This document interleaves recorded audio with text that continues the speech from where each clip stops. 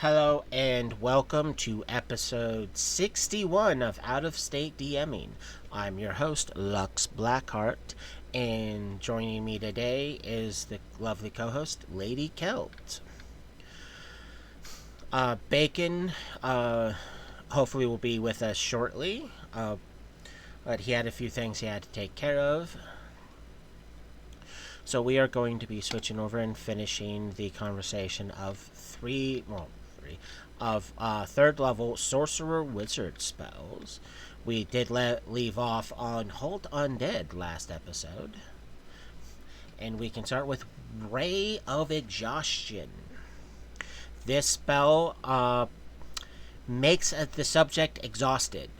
And if anyone is familiar with exhausted, you get penalties to take attack rolls, I believe AC, skill checks, because it makes you harder at doing things, because your character just goes from yay to can we go to bed now.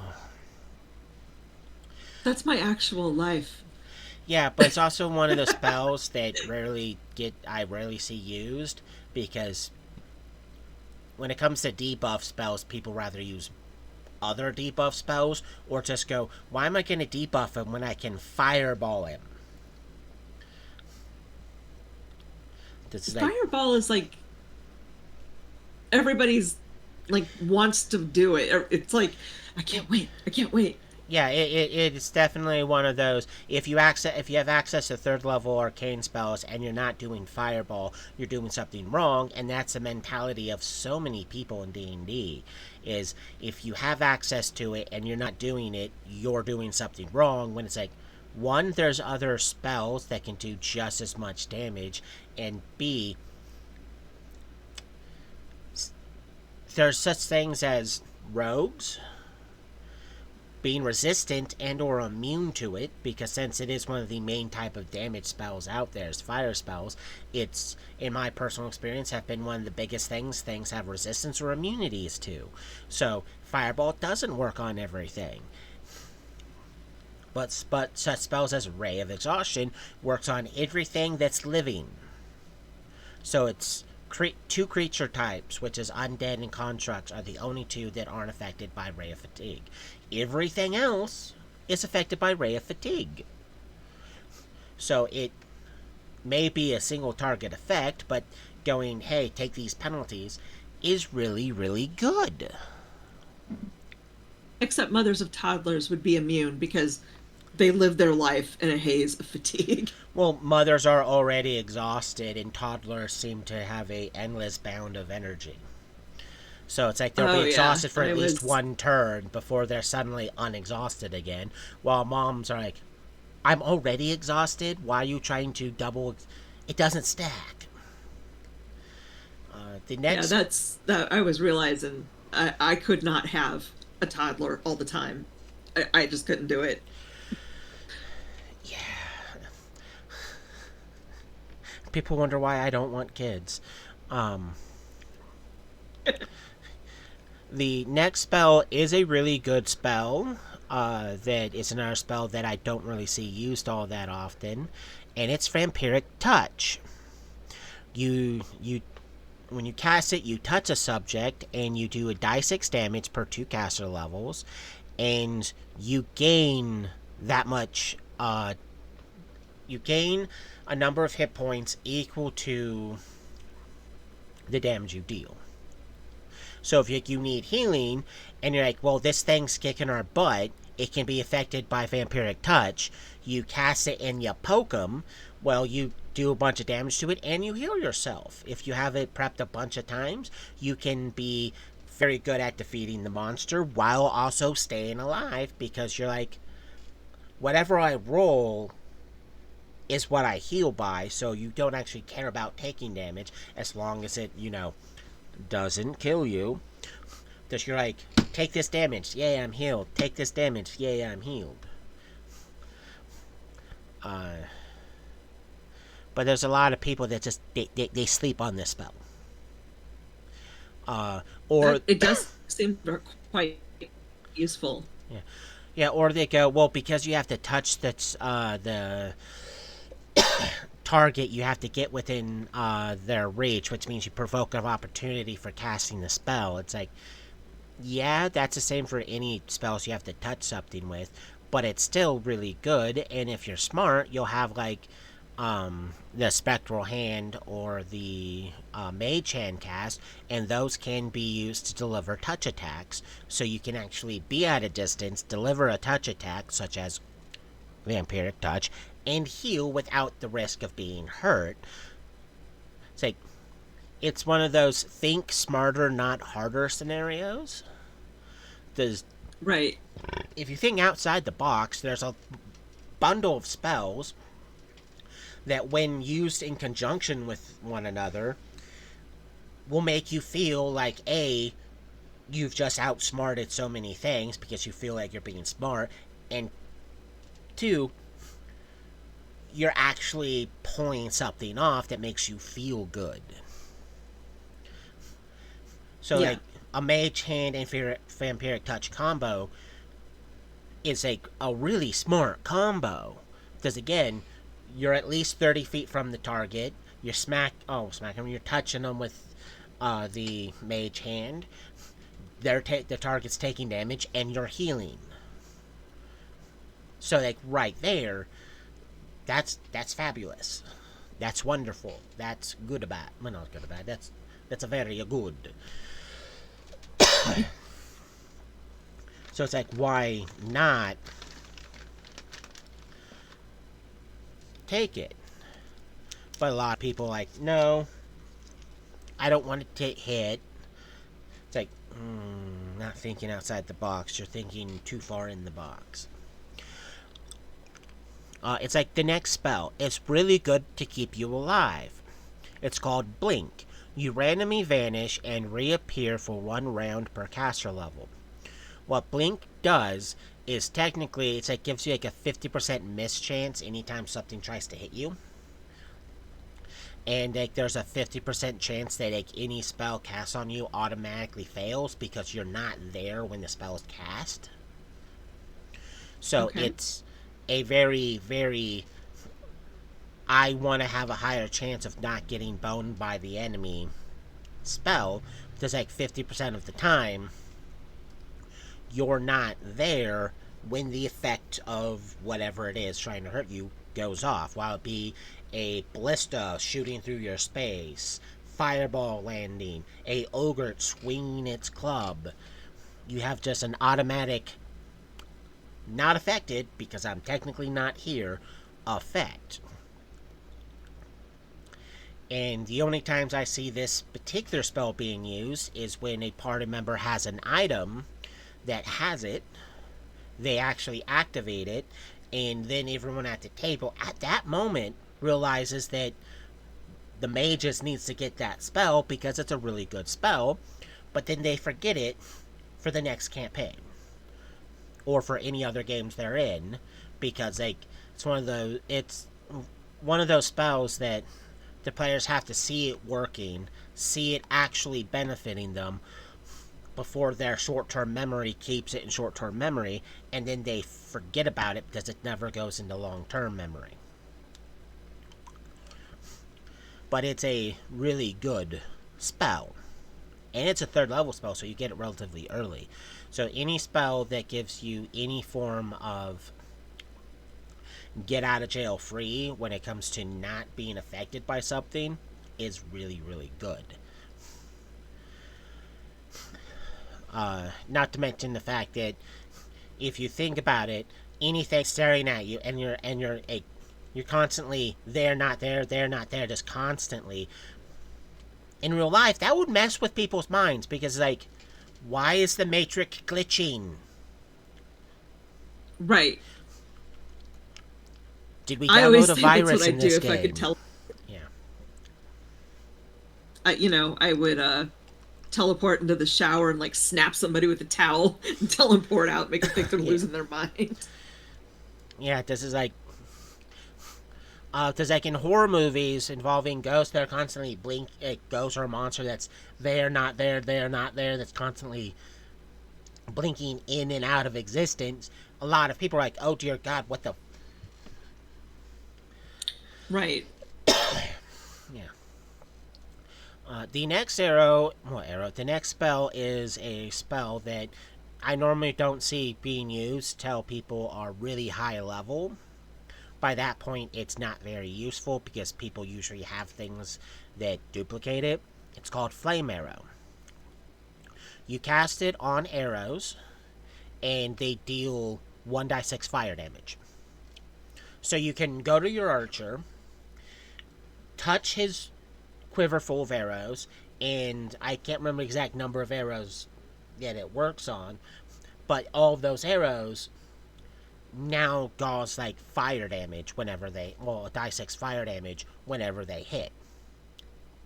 That's a very good support spell because you're Yeah. giving your archer, which it technically doesn't have to be arrows, it can be bolts as well. So you can, someone's using a crossbow, you can touch a bunch of their bolts and have it work on them too. That'd be But a like, here's a quick die way to set 6. some place on fire. Yeah, it's like here's a die 6 extra damage. If you have a problem with having people caught doing more damage, you're the problem. Because that's a really good spell, and it will make the archers or the crossbowmen want to protect you a little bit easier because you're literally going, here's a die 6 extra damage. I love you. Because you're killing the things easier. It's like it's one of those spells that in my Thursday campaign, when the barbarian sorcerer gets high enough level to cast third level spells, I'm going to recommend let's get this spell here because there's now multiple people shooting arrows. You can now cast this on their arrows and they're doing extra damage. So therefore, you're killing the monsters easier and you get partial credit for it because you're literally going, here's a die 6 fire damage. The only thing that it doesn't stack with would be the enhancement of flames on their uh, weapon. You can't put flame on flame. So it's like you can't put flame on flames in that case. But if they don't have it, it's like, okay, here's an extra die 6. And that's going to make the archers want to stay with you for that period because if you cast it multiple times, you can go, okay, you get it, next turn you get it, next turn you get it. Now start burning the enemy. It's not a waste of a spell. People might go, well, just fireball in that case. Well, go touch some grass, you nerd, because having multiple people being able to do a lot more damage with their hits that's not specific to only one attack is a lot better than just having one attack. Does that one attack is still limited to their caster level on damage, which if you're like level 6, thing like level 5 is when you get access to third level spells. A 5 die 6 fireball is not the same damage as someone shooting 20 arrows and each arrow does a die 6 fire damage because that's in all 20 die 6 that unless they're immune or resistant, that's 20 die 6 of uninterrupted damage. That 5 die 6 fireball gets a saving throw. So you're not doing as much damage as them. And if they have certain feats, like most of them do, like mini shot, like the bard fighter has one of my favorite exotic weapons, which is the heart bow. If the target's within 30 feet, they're shooting 4 arrows per attack, and they're getting with rapid shot 3 attacks. That's 12 arrows. Now, if all those arrows have a die 6 fire damage attached to them, that's a huge array of up to 12 die 6 fire damage in one turn versus a 5 die 6 fireball in one turn. And that's just from that one individual. There's still a second archer that can do similar things, and then there's a level 1 fighter gun archer that may not have mini shot, but they have rapid shot, so there's at least 2d6 fire damage right there. So flaming arrow, short and long term, is a better investment because your only thing you have to worry about is the accuracy of the archers. That's it. Okay. Uh, And if you have archers that have enhancements to their accuracy. yeah. So it's like, why? It's like, if it doesn't work, it's not your fault anymore. You can go, I added fire to your damage. This isn't my fault. You're the one not hitting. Because you did your part. Here's the next spell that people either completely ignore or completely try to argue that it's better than what it is. Fly. This is a very simple spell. It's not a self-only spell, even though there's been people go, it only works on self. Well, subject subject flies at a rate of 60 feet a turn. Not self, subject, meaning whoever you smack it on. There's people out there that goes, no, you fly faster than that. It's like, it says right there 60 feet.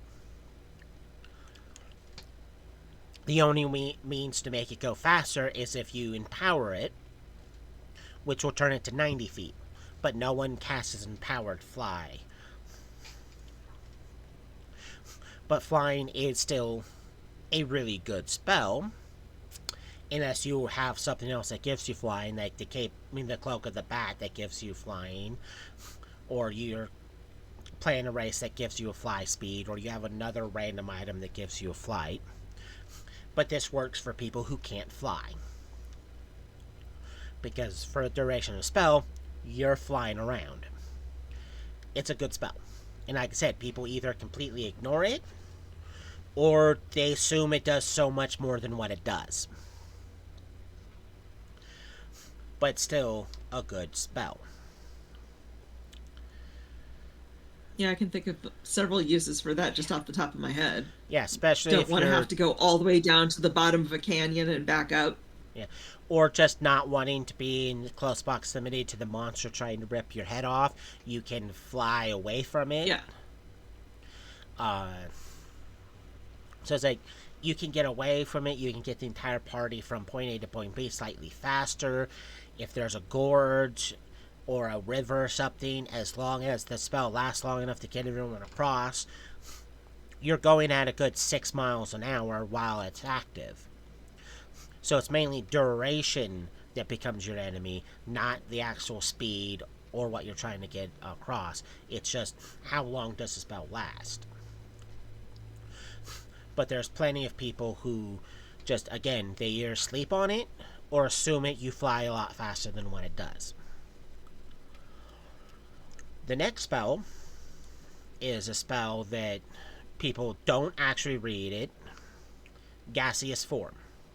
This, relatively, is still a decent spell. You just have to actually read the description of the spell. Because the subject becomes an insubstantiable,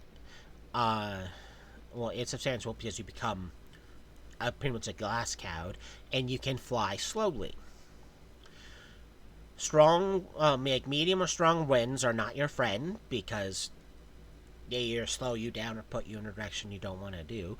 But it does generally make you not care about a lot of random things, like someone trying to swing a sword at you or shoot you with an arrow. If memory serves, to a certain degree, it protects you against magical effects.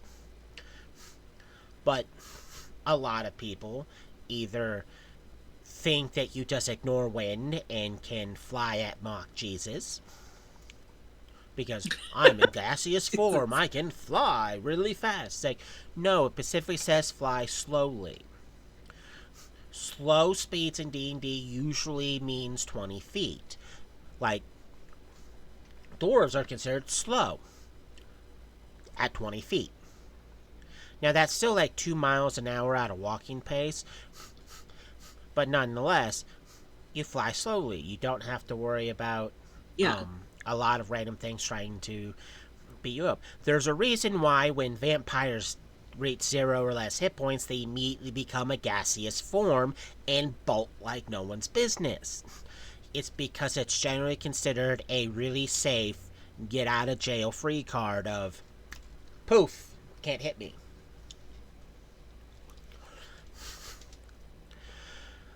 Uh,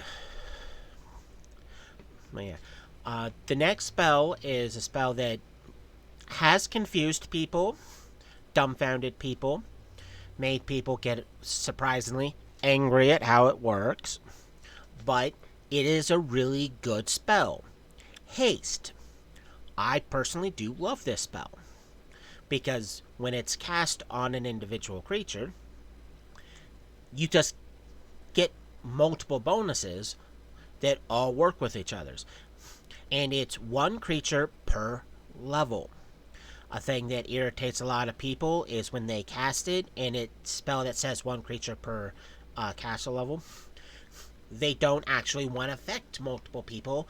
They want to go, well, I have to cast it more than once to affect the party. You're a level 9 wizard. There's 3 of you.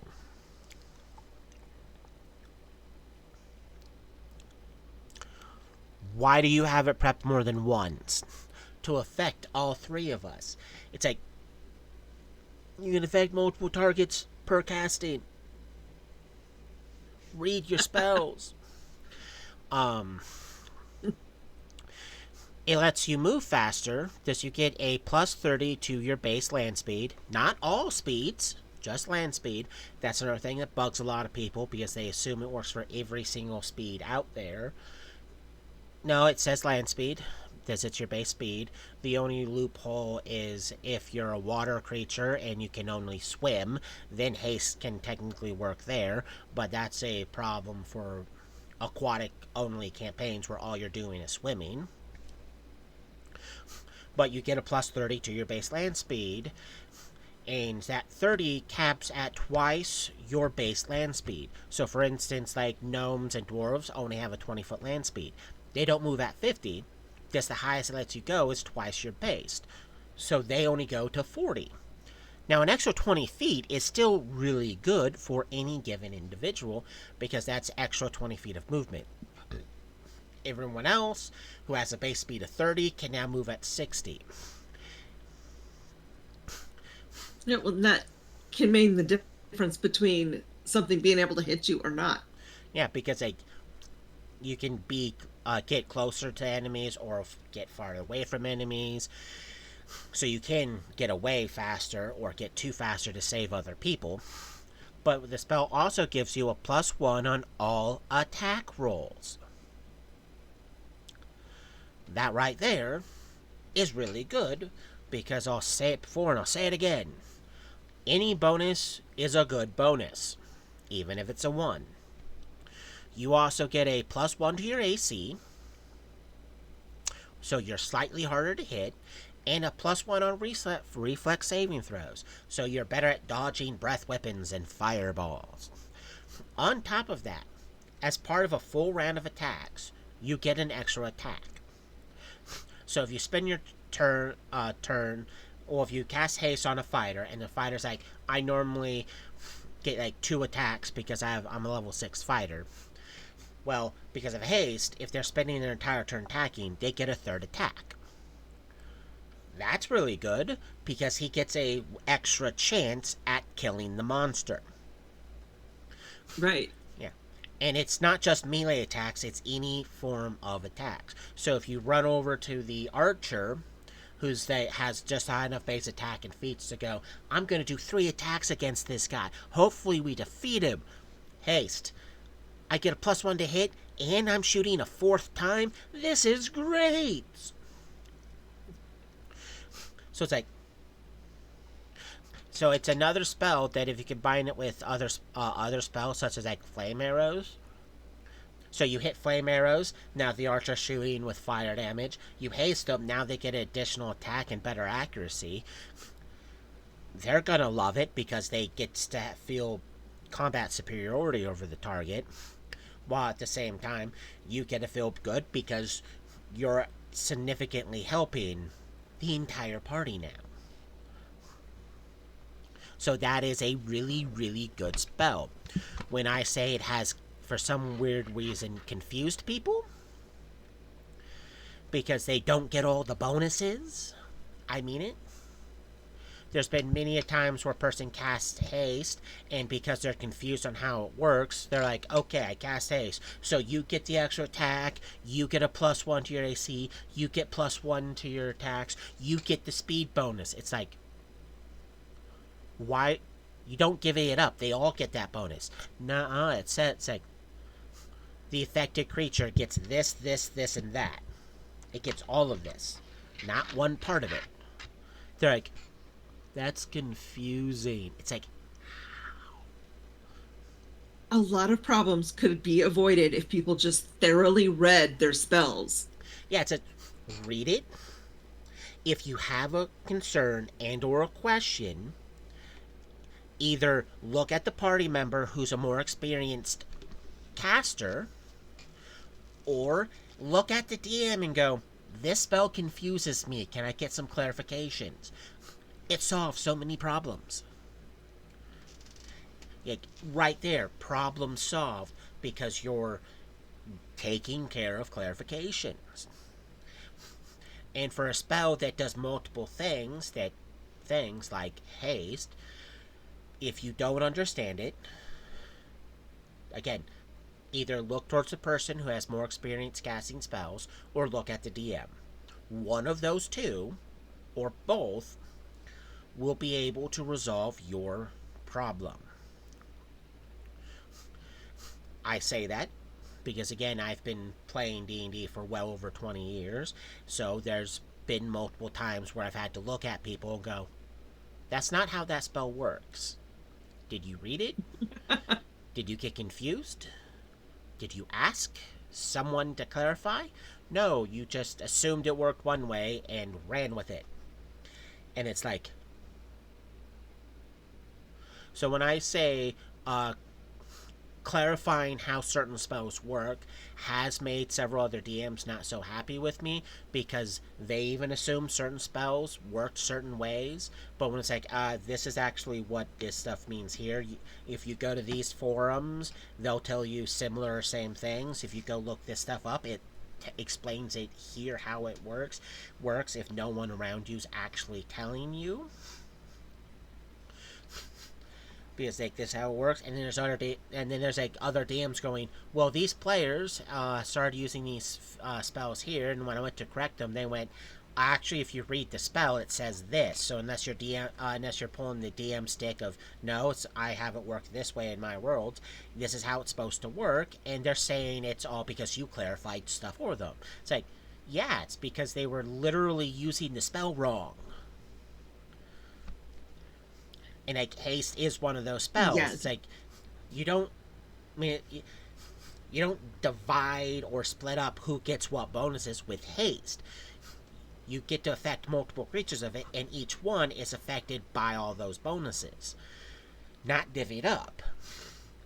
So there was multiple DMs going, well, we all thought it was this, but now apparently it's not, and it's messing a lot of stuff up because now I got people doing way more attacks, running a lot faster than they should, and hitting a lot more than they should because of haste. It's like, that's the point of haste.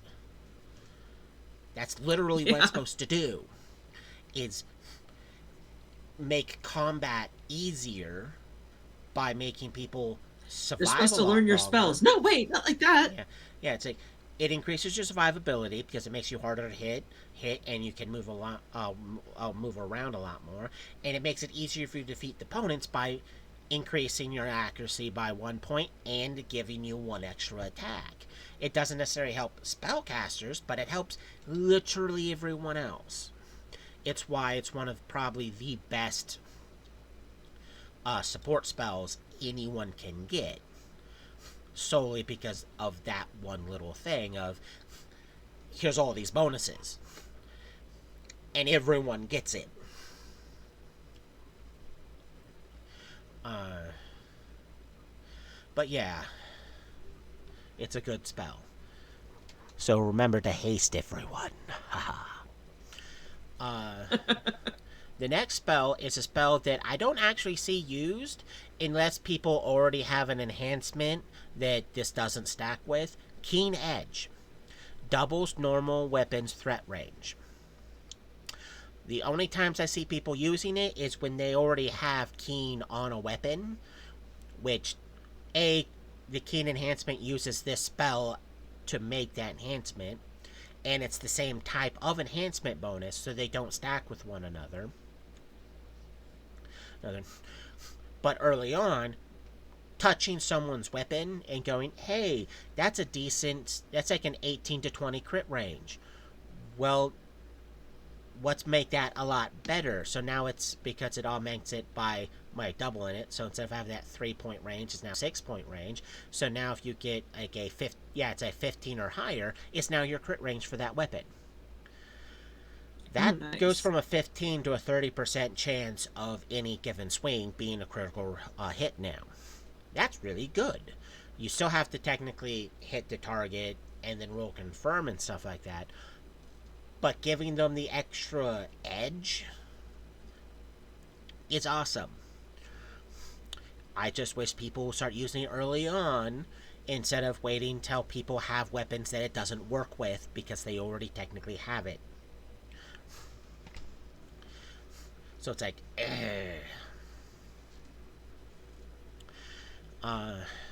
the next spell is a spell I rarely see used, despite the fact it's one of the best spells out there. Greater Magic Weapon. It works similar to Magic Weapon, which gives a +1 enhancement bonus to the weapon you cast it on. Greater Magic Weapon gives a +1 per 4 levels you possess to a maximum of +5. Meaning, when you get access to this spell, you're going to be able to give a +1. At level 8, it's a 2. 12, it's a 3. 16, a 4. Level 20, it's a 5. But it means any weapon you pick up and cast it on, or any allied weapon that you cast it on, becomes a +5 weapon. So if you have that one party member that's less about enhancement bonus on his weapons, but really wanted just a really stupid sword. So he has a keen Vorpal, well not keen, but a Vorpal Brilliant Energy longsword, which needs at least a +1 on it. So he only gets a +1 to hit and damage rolls, but if he rolls an @20, he auto beheads.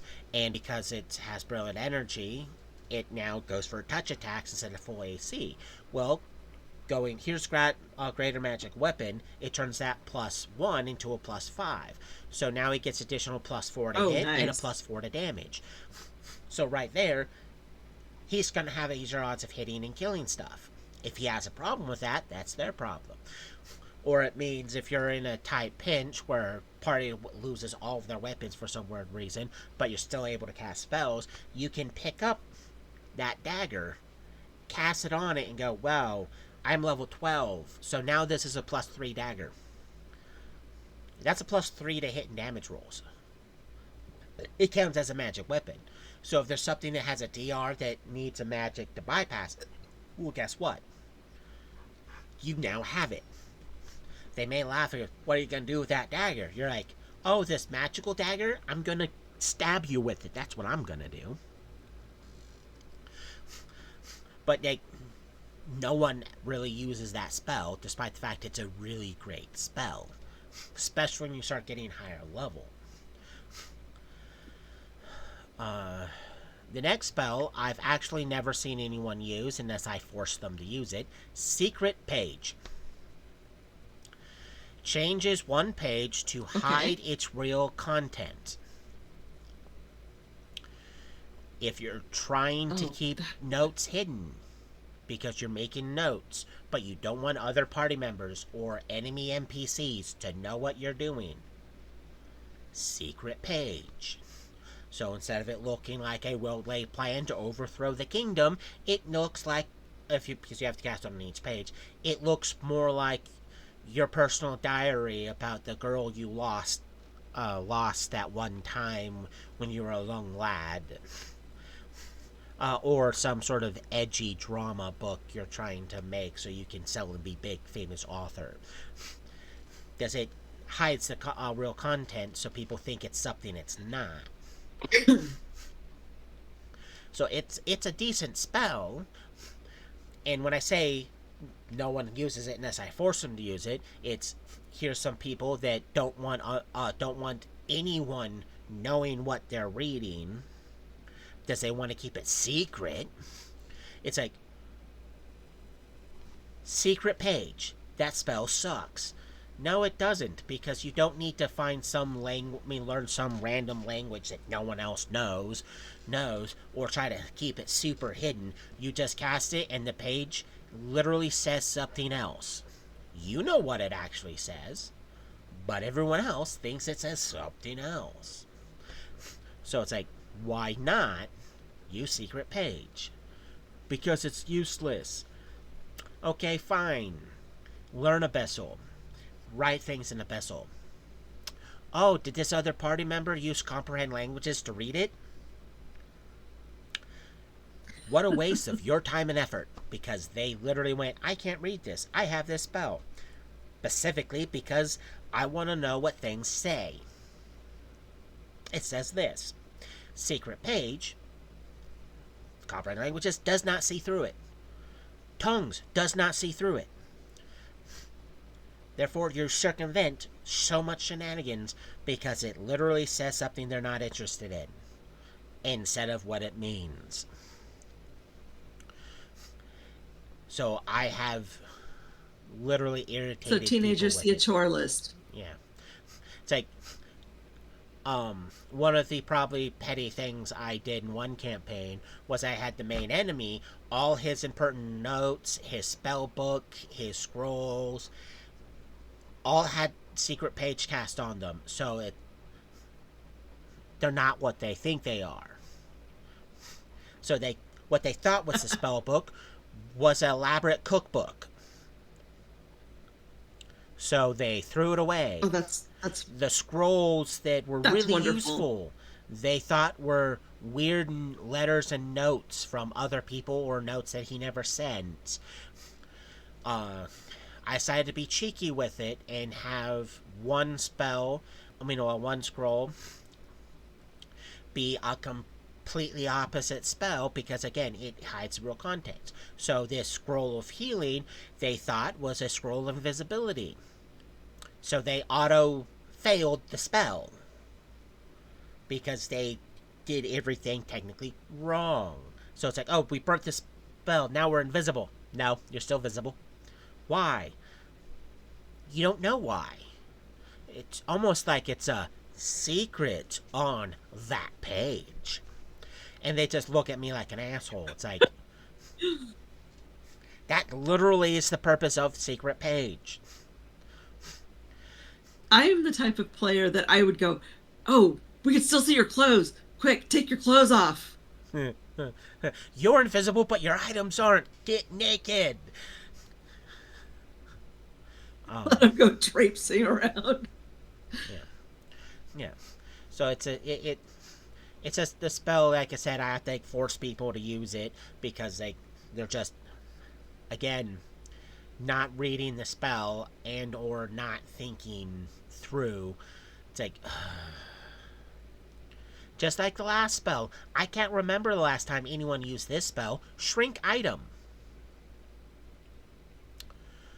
Do you know how easy it is to smuggle items in and out of an area when normally the item is too big to sneak in and out of an area?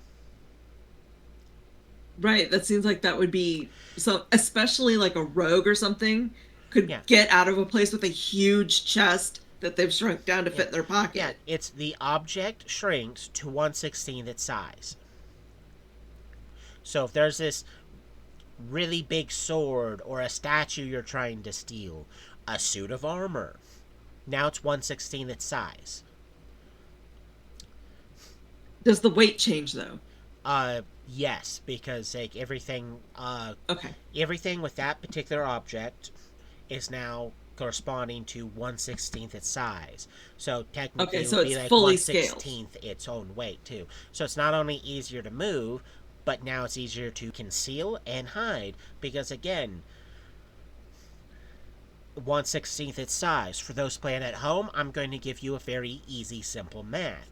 If there's a statue you have to steal, but it's in the middle of town and getting away with is hard, if it's a 16-foot statue, 16 feet, you cast Shrink Item on it, it's now 1/16 its original size, which means it's now 1 foot tall. That is easier to pick up and run off with than a 16-foot statue. It's significantly lighter because, again, it's now shrunk to a foot size. It's still going to have weight, but not as much weight. For the duration of the spell, you can easily throw it in your bag of holding and disappear into the crowd with it. It's like right there, you can now get away from it because it's 1/16 its size. So you can easily get away with manipulating larger things. Just, it's like technically one of the most inventive ways I've seen this spell used, because it has been used as very rarely, is this is a door we have to get through. It's been magically shielded shut. We don't have anyone who can break through it. Shrink Item on the door. It's an object. It counts as a single object. It's now 1/16 its size. We can now go through because the door is now this itty bitty thing that's either floating in midair because it's the a cold portal is supposed to hold such on the ground standing there, or like against one of the edges somewhere. Either which way, it's now 1/16 its own original size, so everyone can now get through because the door is smaller. And technically that auto removes it from the hinges. So when it goes back to its full size, the only thing holding it there would be the magic holding it in place. Once that magic goes away, anyone who then pushes the door can now get through the door. So it's like, here's this door. It counts as a single object. Bam. Now we can get through. So it's like, it has its uses. It's a good spell. But no one ever actually takes it. But you are really good.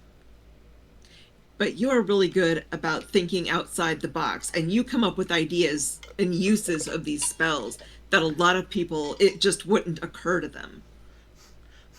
Yeah, it's like, think outside the box. This here, that there, this here. It's like a wagon and its wheels. Technically, all count as one object. You want to piss off the people trying to steal the wagon? Smack the wagon with Shrink Object. It's now super freaking small. The horses are now going to go run off. Anything on pretty much in it or on it is not shrinking with it, which means it's now a 1/16 size and smashed. The person sitting on it is now like, dear God, what happened to the wagon? And so you're like, oh, it disappeared. It's like that's how stupid you can get with it. If you want to get really stupid, if the DM permits you to do this, this has to be the DM permitting you. Technically you have to succeed at a touch attack to touch the suit of armor, and technically it gets any and all saving throws based on the person wearing it, but you can technically touch someone wearing full plate. The full plate shrinks to 1/16 its size. The person in it doesn't. So if the DM lets you have an instant kill. All the target has to do is be wearing any armor. Preferably metal armor, because even if it breaks as it's shrinking, the person's either automatically going to die or automatically get horrifically dismembered because it's shrinking around them. Yeah. It's shrinking on them. You are crushing them to death. So if the DM permits it, you have an insta-kill as a 3rd level spell. Oh, nice. And if the DM doesn't let that happen, you can still go, okay, well, I touch his sword. Try killing me with a itty-bitty little toothpick. I touch his shield. It's not giving you any of its bonuses now because it's literally a tiny little shield that at minimum what you're using to hold it on break either A removes that part of the body or B breaks and it falls to the ground. So no matter what, even when it goes back to normal size, they can't actually properly use it. There's a moron That, holding a tower that's shield, great. blocking your way through an area, laughing, going, ha, it counts as a wall right now. Good luck getting through it. Shrink item. And just stare at them like, do you want to try again? Because there's your little piece of reinforced wood on the ground. How do you feel? Did I just waste your money? Yes, because you're gonna have to get it fixed. There's you can literally disarm an opponent that's using an item. And it works on magical items too. The Lich is using a staff of necromancy, shrink item on the staff. Now It's he's got a either toothpick of dropping it necromancy. or he's holding a toothpick that if he applies too much pressure on, he's breaking it.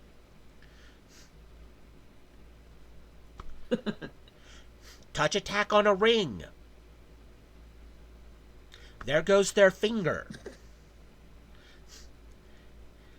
It I am plagued with visions of Bubba the Lich walking with a toothpick.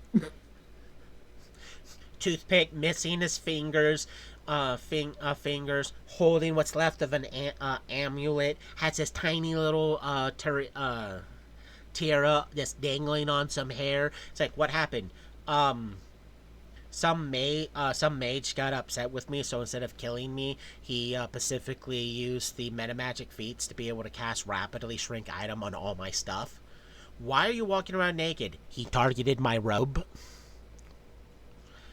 So he didn't try to kill. No, he wanted to really, really, really make me uncomfortable and not feel very useful because he just shrunk everything, laughed, and walked away. That's all he wanted to do. Just inconvenience me severely. Is that why you're missing fingers? Yes, he cast it on my rings. Didn't you have like bracers of armor? I did until he cast it on one of them, therefore ruining the pair because you have to be rolling the pair. Almost lost my left arm with that one. Why are you walking funny? He hit my boots. Why do you look skinny? He hit my belt. So it's like the only person stopping you from inconveniencing your opponent, dismembering your opponent, or absolutely positively going, well, that belt shrinks around your waist, therefore cutting you technically in half, is the DM. The shrink item technically is not supposed to be a lethal spell. Because, again, you're just shrinking items. Constructs technically aren't affected by, supposed to be affected by that spell. But if someone's wearing an item and you shrink it, either A, it shrinks in a way that it just falls off, or the DM goes, I hate you because you just one-shot this bad guy with it. And you're like, yay, great, we just take anything that survives and walks away. It But just, I guess, suppose, depends on the mood of the DM. yeah, so if the DM lets you, you have possibly one of the most stupidest spells out there. Possibly.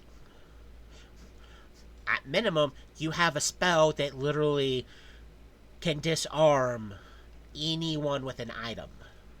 So it won't work on the dragon that's not using items to kill you, but if like a super powerful vampire shows up with a whip of doom, shrink item on the whip. What's he gonna do with the whip of doom? Now it's a string of doom.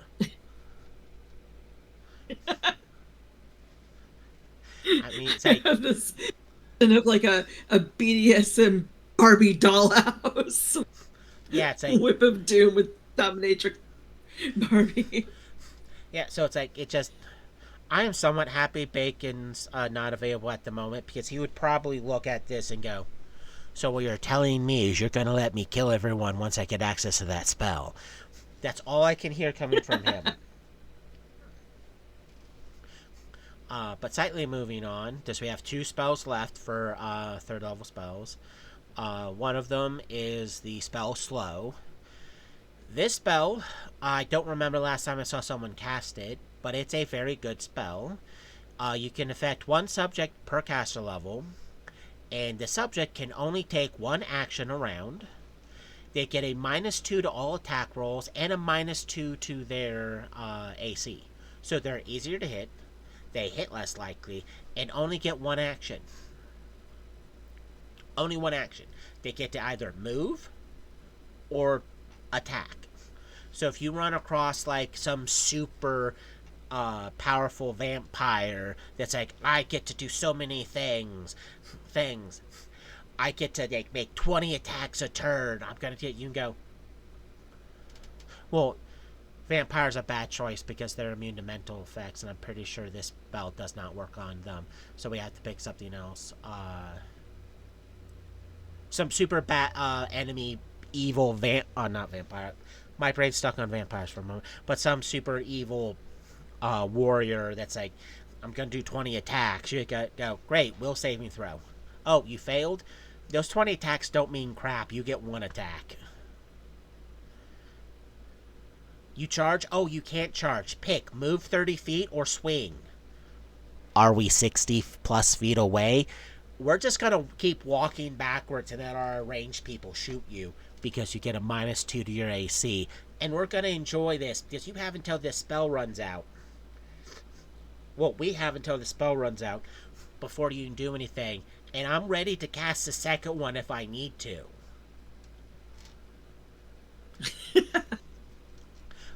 Um, Because like that spell right there can turn any big bad monster or player into a whiny baby. I say that because I cast this on players before. And they're like, I'm gonna be super awesome. I'm gonna do so much of this cool stuff. This bad guy has no idea what he's in for.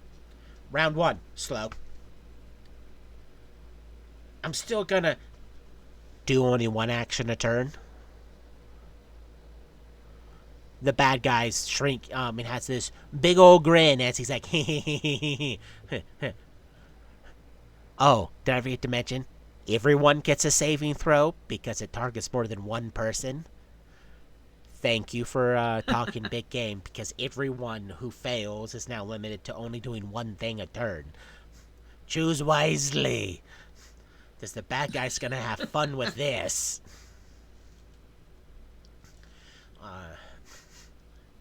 So it is probably, it can be easily put up there with one of the best spells you can end up getting, because again, it works on multiple subjects.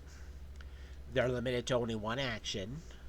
They get a penalty to their AC and all attack rolls.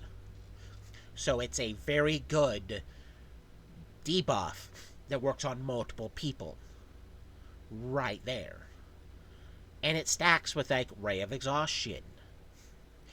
So if you hit them with Ray of Exhaustion and slow, or slow first and then Ray of Exhaustion, it's compounding negatives to their Oh, stuff. yeah.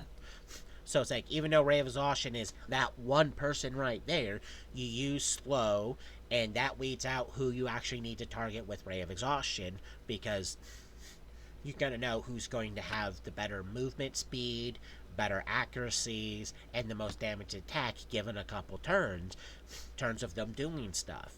So you can weed out who you need to prioritize. Uh, so it just really, really helps. Like I said, especially because it's multiple targets. I love spells that affect multiple targets. It means less spells you have to cast, less times you have to prepare that specific spell because you're affecting more people with it. Like, right there. The last spell, I have a love hate relationship because when people go to use it, they assume that it lasts some ridiculously stupid long time, while simultaneously not paying attention to how you divvy up the time the spell lasts. Water breathing. This spell is really good because whoever is affected by it can breathe underwater now. That's the basis of it. So no drowning, and it could help with doing other random things underwater, but the main thing is you cannot drown. Now, you get like the duration is like I want to say off the top of my mind, well, Brian, top of my brain, like 2 hours at caster level, so it can last a really long time. You can affect multiple people with one casting. The problem that confuses and irritates people is you take the time of the spell, which is like 2 hours per caster level, and you divide it any which way you want between the number of people you're affecting. It's not 2 hours per caster level per person, or like this person gets 2 hours, that person gets 2 hours, that person gets 2 hours. Because like I'm level 6, I can affect 6 people each, so those 6 people get 2 hours each. No, it's you calculate how much time you have, and you can then divide it between whoever you're casting it on, while somewhat prioritizing some more than others. Because like some people like aren't going to be underwater for as long as others, or just in case, because some people are stupid and do stupid things, or they're going to need it Yeah. longer because they have slower swim speeds than the rest of the party. But it's pretty simple. You cast it and you divvy up the time between the number of people you affect. The amount of people who have tried to argue, no, it's I get to target X amount of people per caster level, and each one of them gets 2 hours. Versus the people who just pretty much say the same thing, but it's like, oh no, each person gets 2 hours times my caster level, so everyone's getting 20 hours because I'm level 10. It's like, no, no, you're selective reading or just not reading at all. This freaking spell.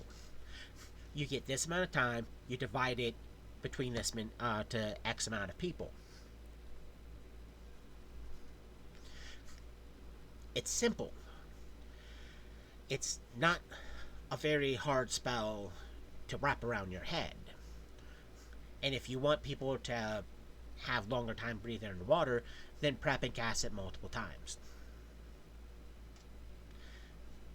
That's how simple it is. Just like with any buff spell, if you want people to gain the benefits longer, prep it more than once. Yes, you're casting it more times than you may want, but people are getting the bonuses you're trying to give them.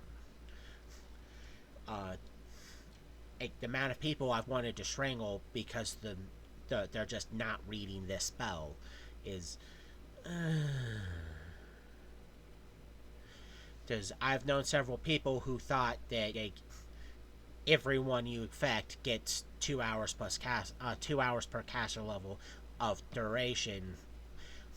It's like, no, you have to take this time and divide it. And they're like, okay, well then I'm just not going to use that spell. It's like, what do you mean you're not going to use the one spell that literally you and everyone else have been trying to get access to? I'm now confused. Well, it's because it doesn't work the way we thought. It's like, yeah, but it's still good, especially because you guys are pretty sure it's going to take you at least an hour to swim down there and an hour to get it back, meaning you need at least 2 hours per person to get you guys there and back. You got I'm 20 hours thinking to divvy up that, between 5 people.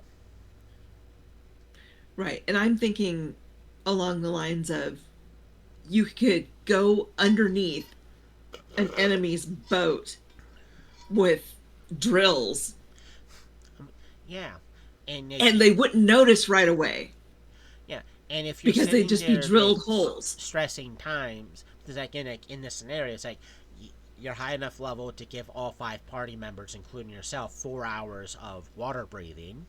That's at least an hour there, around 2 hours of doing what you guys need to do, and then 1 hour back.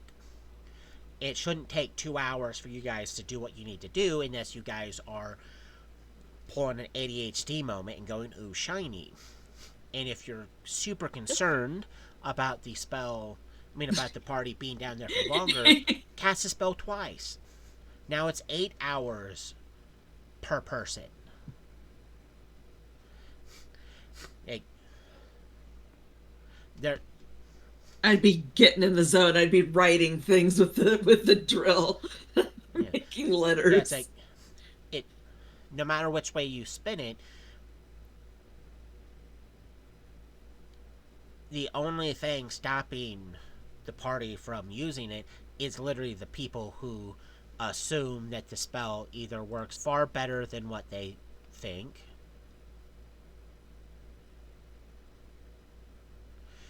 Oh, we got hi pancake. Is riding with a party of one. Oh, raiding with a party of one. Well, thank you for the raid, Almighty Pancake. Because yay, we've been raided. You probably don't know what that means, LadyCelt. It means the almighty Uncle Pancake guy was doing his stream, Hmm. had a viewer, and he decided to come say hi with us. Come say hi to us with that person. So, thank you. This is Ah, my first time okay. I've been raided too. So it's like, yay! 2 birds with one stone. How you doing, Pancake? Are you being very pancake today?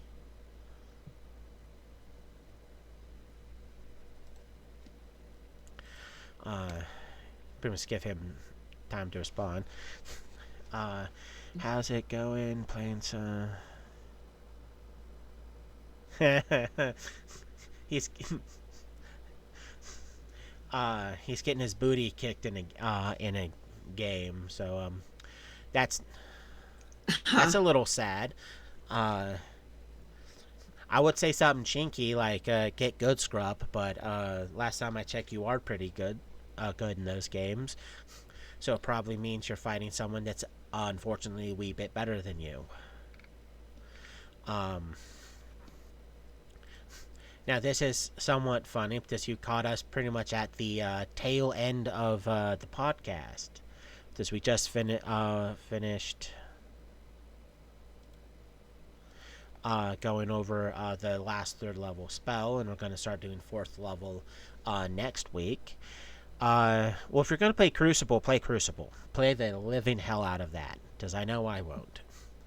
Uh, but thank you for hopping in. It's nice to know you're still alive. Uh, Before we officially end, do you have any D&D related questions? If so, ask now or whenever the next time you get a chance. As we now play the waiting game. What classes are involved? Well, it's 3.5 D&D, and we're covering core stuff, so it would be the core classes. Oh, in this run, in this podcast, we're not running an actual campaign. We're covering basic 3.5 stuff. Right now, we're talking about spells. So it's not a legit like campaign because again, if it was a campaign, it would be kind of different. Like you would be seeing more than just 2 of us right now.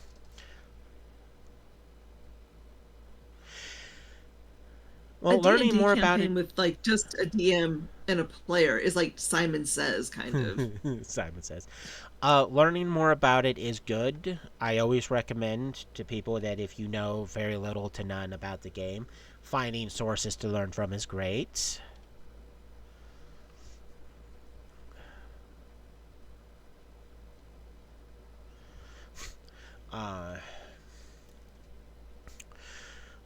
Well, next time I'm start. Next time I try to build a game over, campaign over Discord, I'll try to uh, fit you in if you are up to actually playing in a game. Uh, it would have to be, unfortunately, because of where you of our the distance between us physically. It would have to be over Discord. Uh, I will definitely let you know. Are you? Quick question. For you, Almighty Good Pancake.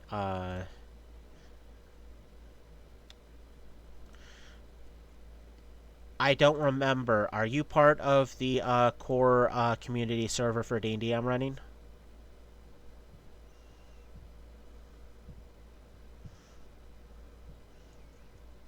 Well, running that I moderate. Because I do have a legit D&D based community I'm trying to build members upon, so that way there's a friendly place for people to kick back and try to relax. I can't remember if you're Send me part. an invite to Maybe that. I have it on my phone, so I can actually check that, and I have no real problem. No, that's the wrong button.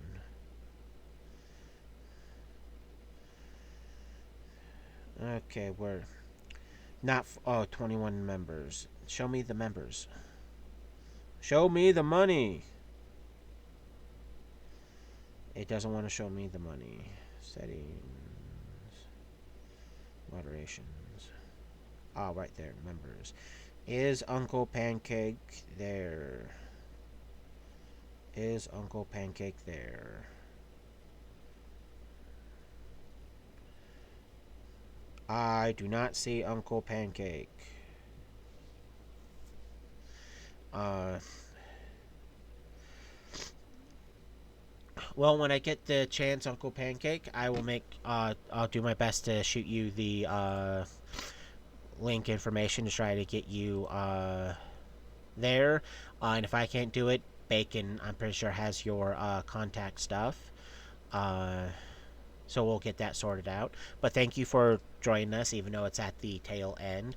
Uh, because we went a wee bit over our usual scheduled time. We But also I'll, got started a few minutes late, so yeah, but I don't always like hogging. Capitalizing on the time of my co-hosts. Because like you have stuff you have to do, and I don't want to overextend that and make you feel like I'm right. stealing your time. Um, but again, thank you for joining us, Almighty Pancake. Uh, for those watching and that watch this, thank you for joining and watching. Remember to like and subscribe, and we will catch you next week as we start going over 4th level sorcerer and wizard spells. So we will see you next week.